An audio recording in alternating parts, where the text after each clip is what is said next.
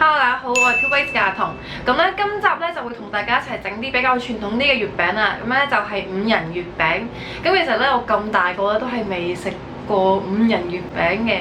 中意食五仁月餅嘅咧係我媽咪啦。咁但係你都知媽媽嘅性格咧，總係點講咧？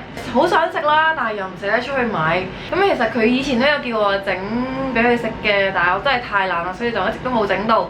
咁就今年咧就決定一定要整俾佢試下啦，所以咧今次咧我就係會整五仁月餅嘅，咁我哋就快啲開始啦，去片。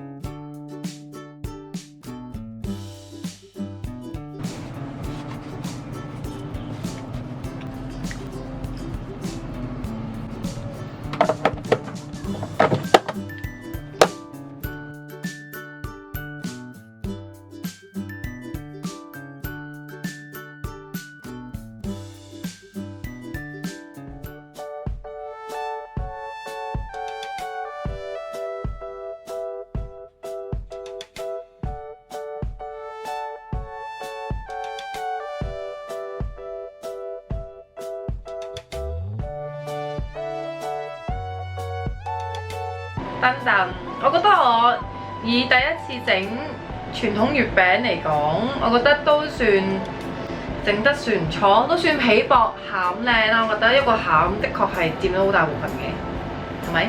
同埋我覺得整原來傳統月餅咧比想象中易好多，因為包嘅時候係好簡單，好容易包咯。我覺得可能個5人餡夠硬淨啦。整傳統月餅咧係會等啲月餅咧3至5日啦，等佢回油，咁就會更加好食嘅。咁呢個月餅咧其實擺咗2日3日左右啦，其實都可以食㗎啦。咁我咧而家就試下啦。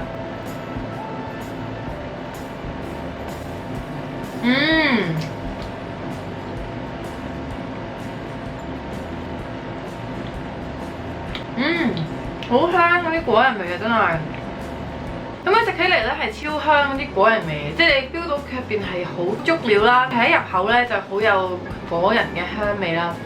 咁其實入邊仲會食到有少少紅莓啦，帶啲酸酸哋嘅感覺，中和翻個果仁，其實都幾好嘅。我終於知道點解媽咪咁唔中意食呢一款月餅，因為其實真係都幾香口，幾好食㗎，同埋自己整咧又唔係好甜，我覺得比起出邊月餅佢已經算唔甜啦，已經係。我都知道有人問㗎啦，啲果仁咧可唔可以唔要呢樣唔要嗰樣？其實可以嘅，大家只要個總用量咧唔好變，咁入邊嘅果仁咧可以自動換成唔同款式嘅果仁嘅，咁我隨大家喜歡啦。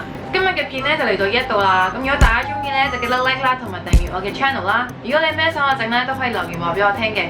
對我常生嘅興趣咧就可以 follow 埋我 Facebook 同埋 Instagram 啦。今集嘅食譜咧亦都即時 update 咗去我嘅 Android 手機 app 啦 ，2by 食譜入邊嘅，咁大家記得去睇下啦。咁我哋就下條片再見啦，拜拜。